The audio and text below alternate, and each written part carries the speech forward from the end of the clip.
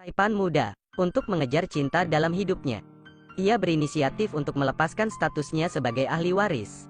Setelah berhenti dari pekerjaannya di perusahaan keluarga, ia segera pulang ke rumah untuk mengemasi barang bawaannya.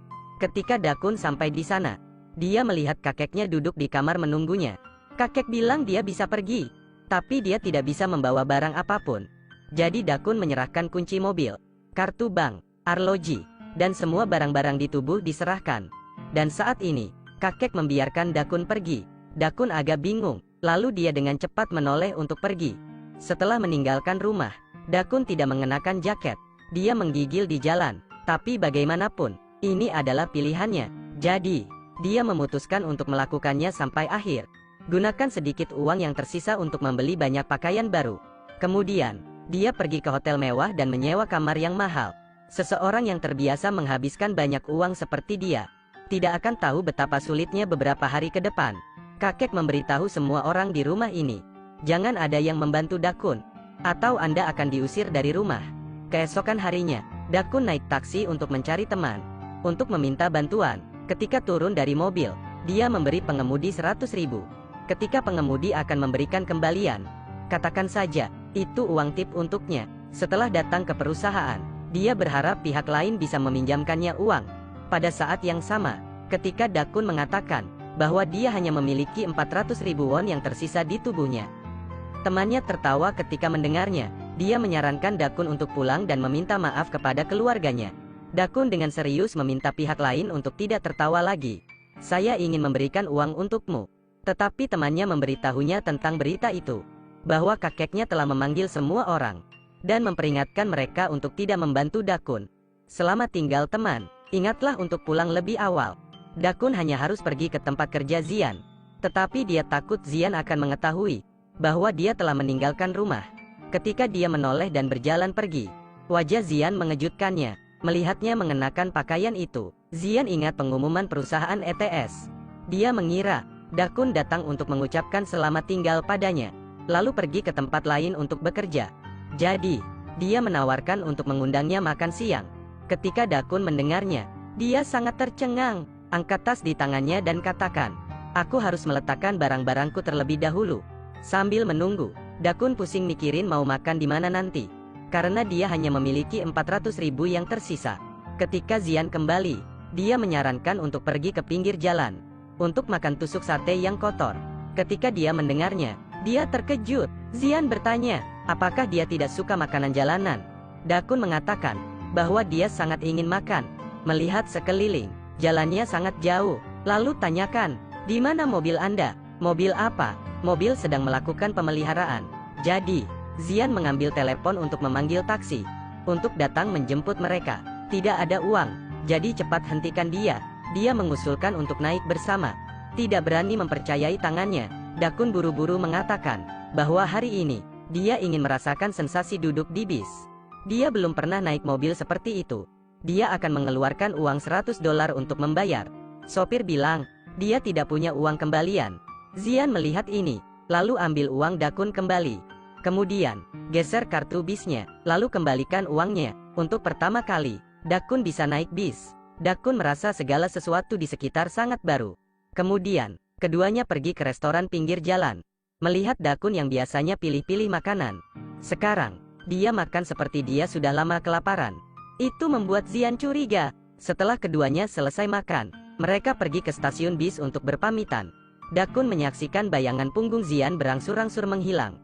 Ada sedikit penyesalan di hatinya. Di dalam mobil, Zian ingat bahwa Dakun akan pindah ke kota lain.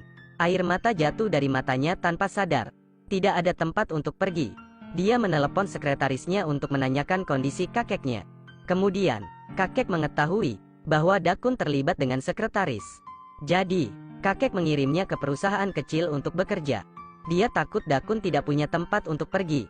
Jadi, sekretaris akan menelepon ke rumahnya, agar Dakun bisa tinggal sementara. Tetapi bagaimana mungkin seseorang dengan martabat seperti itu membiarkan orang lain menemukan penampilannya yang menyedihkan? Jadi, Dakun menolak mentah-mentah. Sekretaris di ujung telepon tahu bahwa dia hanya keras kepala. Dakun lari ke motel. Tidak ada banyak uang yang tersisa di saku.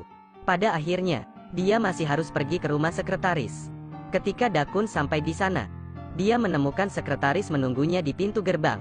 Karena dia mengerti seberapa besar seseorang menghargainya, Dakun memasuki rumah. Ibu sekretaris menyambutnya dengan antusias. Dakun bertanya pada sekretaris, "Bukankah kamu bilang kamu punya saudara perempuan?" Sang ibu berbicara cepat karena takut Dakun tidak nyaman. Jadi, dia meminta putrinya untuk tidur di rumah temannya. Dakun merasa sangat bersalah. Melihat itu, sekretaris dengan cepat mendorongnya ke dalam ruangan. Minta dia untuk mandi dan istirahat. Lihatlah ruangan sempit itu. Dakun tahu, saat itu keluarga sekretaris juga tidak mudah. Berputar di malam hari, Dakun tidak bisa tidur. Keesokan paginya, saat bangun, ibu sekretaris menunggu di pintu lebih awal. Begitu dia mendengar suara itu, dia membawa makanan. Carilah sarapan yang bergizi. Dia menatap ruangan sempit itu lagi. Dakun membuat keputusan. Saat tanggal kepulangan, dia akan menaikkan gaji sekretaris. Setelah dia menggosok gigi dan mencuci muka, dia tidak sengaja melihat ibu sekretaris memakan sisa makanannya. Pada saat ini, Dakun menemukan bahwa kehidupan keluarganya jauh lebih sulit daripada yang dia bayangkan. Kehadirannya untuk keluarga sekretaris miskin, ini benar-benar beban yang sangat besar. Agar tidak mempengaruhi keluarga sekretaris, dia meninggalkan setengah dari uang yang dia miliki. Kemudian, ambil 200.000 dan tinggalkan rumah sekretaris. Untuk mendapatkan uang, dia pergi ke gym untuk bekerja. Begitu saja, karena Dakun sudah menghisap sendok sejak kecil. Dia mengalami pekerjaan manual yang berat untuk pertama kalinya. Membersihkan kursi, memungut sampah, membersihkan jendela, bekerja tanpa istirahat. Dia lelah dan tidak bisa bernapas. Mengakhiri hari kerja, dia menghitung uang yang baru saja dia peroleh. Tambahkan dengan 200.000 di sakunya. Hanya 700.000. Itu bahkan tidak sama dengan salah satu makanan saya sebelumnya. Dakun menghela nafas tak berdaya. Untuk Jo Ki-ung, apakah kamu punya hari seperti ini juga? Tidak apa-apa, ini juga pengalaman. Sisi ini, Zian makan bersama dengan rekan kerja, sambil melihat semangkuk sup tahu kimchi. Dia ingat Dakun lagi. Suasana hatinya tiba-tiba jatuh. Dalam perjalanan pulang, Zian berbicara tentang seseorang yang telah pergi. Dia berbicara berulang kali. Bayangan tentang Dakun tiba-tiba membanjiri pikirannya. Terima kasih telah mendaki gunung untuk menemukanku. Terima kasih telah mengizinkanku menyaksikan pernikahan saudara laki-lakiku. Dan belikan aku baju baru juga. Tapi dia ingat, jarak antara dua identitas yang berbeda. Dia bilang, dia tidak ingin melihatnya lagi. Tapi saat dia tidak bisa menemuinya, dia menangis. Namun sesampainya di rumah, ternyata, Dakun duduk di ruang tamu melambai padanya. Melihat ekspresi terkejut Zian, pemilik rumah itu berkata, dalam beberapa hari mendatang, mereka akan tinggal bersama Dakun. Ternyata, setelah makan malam tadi, Dakun tidak ada tempat untuk pergi. Dia hanya harus memakai sepatu ke tempat Zian. Di sini, Jo Ki-un tidak sengaja mengetahuinya, dan menyewa hostel yang sama. Kebetulan, pemiliknya adalah mantan sahabatnya. Setelah berbincang cukup lama, Jo Ki-un memberitahu pemiliknya segalanya. Sesampainya di rumah, Dakun membayar kamar di depan Zian. Kemudian, berbagi kamar dengan Dakun. Mengapa dia tidur di tempat tidurku? Lagi pula, itu tempat tidur milikku, bukan milikmu. Siapa yang pergi duluan?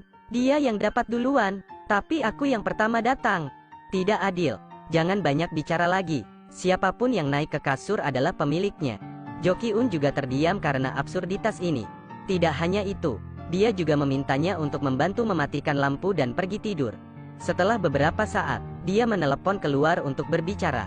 Dia memintanya untuk tidak bercanda lagi. Saat ini, karena Dakun juga mengatakan semuanya. Dia ingin mandiri. Dia ingin naik dengan kedua tangannya sendiri. Dia ingin Zian melihat bagaimana dia membuat karirnya. Keesokan paginya, Dakun masuk ke mobil dan pergi ke gym untuk bekerja.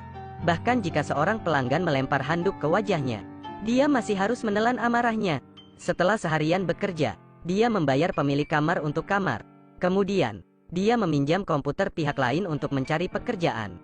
Di dalam ruangan, Zian mendengar semuanya. Dia tidak yakin bahwa Dakun berlari keluar. Dia bertanya, mengapa Dakun harus mencari pekerjaan paruh waktu?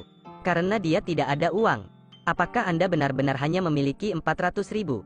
Katakan, itu sudah dikurangi biaya sewa dan pinjam komputer. Maka aku hanya memiliki 30.000 yang tersisa. Apakah Anda menikmati peran sebagai orang miskin? Di depot pengiriman, semua orang berbicara dengan keras. Hanya Dakun yang duduk untuk makan dan minum dengan sopan. Dakun yang pertama kali bekerja sebagai loader di depot pengiriman dimarahi karena bodoh. Hei, letakkan saja. Anda pikir Anda berada di Rusia?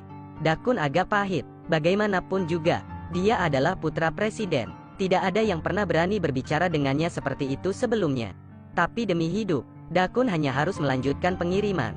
Setelah kembali ke penginapan, Zian mencium bau keringat di tubuhnya.